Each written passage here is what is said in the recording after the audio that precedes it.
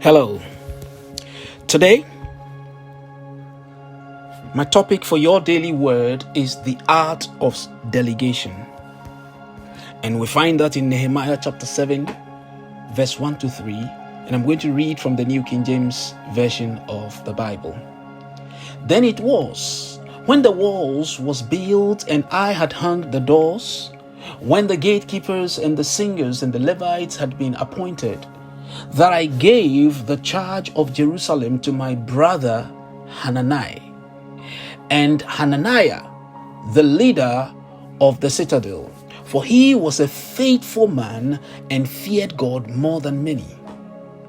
And I said to them, do not let the gates of Jerusalem be open until the sun is hot, and while they stand guard, let them shut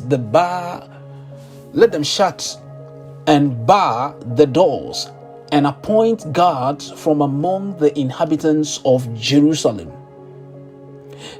one at his watch station and another in front of his own house.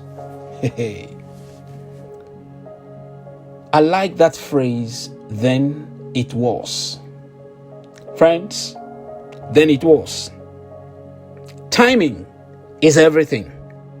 Ecclesiastes chapter 3 verse 1 in the New Living Translation says, for everything there is a season and a time for every activity under heaven.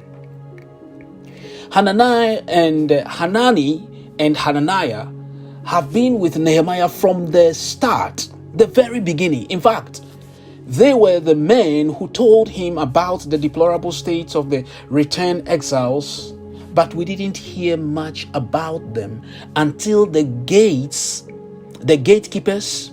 the singers, and the Levites were appointed. Why?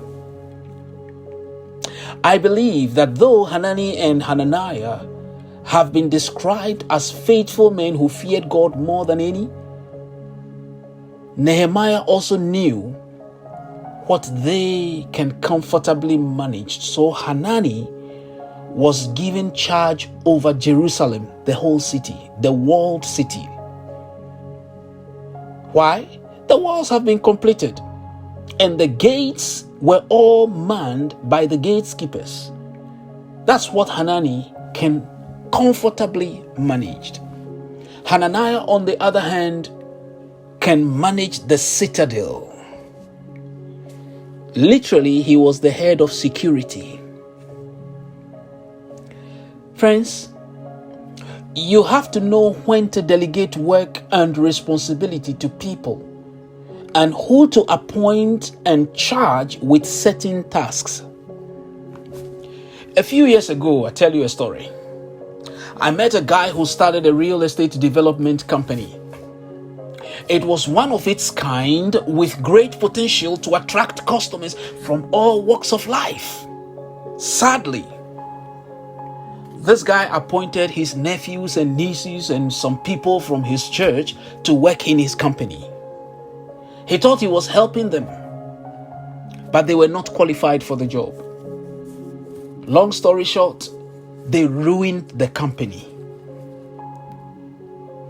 The moral here is that let us learn how and when to celebrate and reward faithful people who also qualify for the job. Remember, some people can be faithful, but they are not qualified.